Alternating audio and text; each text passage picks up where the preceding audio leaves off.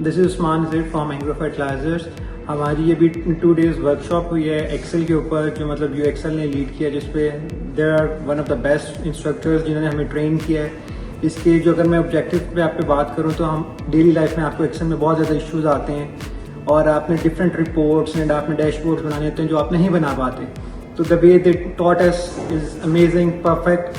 हमें जो power Curie है, मतलब जिसका बिल्कुल किसी को भी आइडिया हम सब में से नहीं था, इन्होंने हमें वो प्रॉपर ट्रेन किया उसके अंदर, जो हमारी डेली लाइफ में बहुत काम आएगा। मतलब these are minor things but इनका इम्पैक्ट बहुत ज़्यादा आएगा।